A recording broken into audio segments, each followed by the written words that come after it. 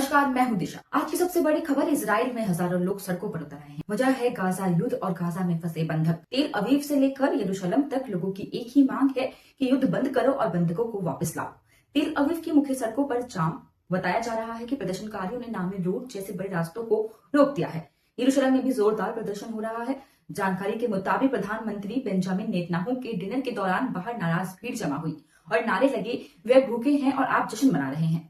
परिवारों का आरोप है कि सरकार और सुरक्षा कैबिनेट की नाकामी से गाजा में फंसे बंधक मारे जा रहे हैं। कई बैनर पर लिखा था कि नेतन्याहू सौदा करो, हमारे लोगों को वापस लाओ। अब जानते हैं कि क्या है विरोधियों की मांग। तो सबसे पहली मांग बताई जा रही है तुरंत युद्ध विराम यानी कि सीज फायर का ऐलान। दूसरी मांग है कि गाजा में मौजूद बंधकों की सुरक्षित वापसी।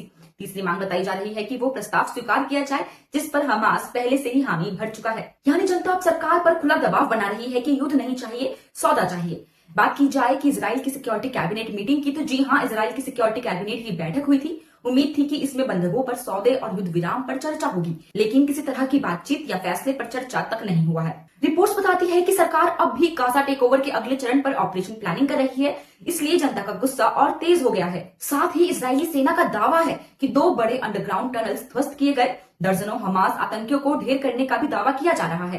सेना कह रही है कि आतंकी इंफ्रास्ट्रक्चर को लगातार निशाना बनाया जा रहा है। लेकिन गाजा से आने वाली रिपोर्ट्स कुछ और ही तस्वीरें दिखाती है। उनके अनुसार तो रात भर हवाई हमले और टैंक शेलिंग हुई है। गाजा हेल्थ अथॉरिटी के मुताबिक कम से कम 34 लोगों की मौत सिर्फ एक रात में हो गई और अब तक पूरे युद्ध में 62,819 से ज्यादा फिलिस्तीनी मारे जा चुके हैं, जिनमें से 18,000 से अधिक बच्चे शामिल है। स्थिति इतनी भयानक बताई जा रही है कि लोग कह रहे हैं ये अपमान है, हमें नहीं पता कहां जाए, ये बहुत शर्मनाक है। साथ ही आपको बता दें कि गाजा की जनता के लिए खाना पानी की भारी कमी हो रही है। अंतर्राष्ट्रीय एजेंसियों के द्वारा जरूरत की तुलना में बहुत कम मदद पहुंचाई जा रही है। अगर उदाहरण से समझे तो पिछले 5 दिनों में सिर्फ 467 ट्रक पहुंचे, जबकि जरूरत थी 3,000 ट्रकों की। पिछले एक महीने में सिर्फ 2,654 ट्रक पहुंचे, जबकि जरूरत थी 18,000 ट्रकों की, यानी 15,000 से भी कम मदद पहुंची है। संयुक्त राष्ट्र पहले ही भुखमरी और फेमिन की चेतावनी दे चुका है। साथ ही आपको बता दें कि प्रदर्शनकारियों ने सीधा आरोप लगाया कि सरकार जानबूझकर सौदा नहीं कर रही है। लोगों का कहना यह भी है कि अगर नेतन्याहू अब भी सौदा नहीं करते तो ये बंधकों की मौत का जिम्मेदार कौन होगा। यही वजह है कि इजराइल में अब युद्ध की बजाय हॉस्टेज डील सबसे बड़ा राजनीतिक मुद्दा बन गया है। जी हाँ, आपको बता दें कि प्रदर्शनकारियों ने अमेरिका को भी लपेटा। प्रेसिडेंट ट्रंप नेतन्याहू को सौदा करने पर मजबूर करो।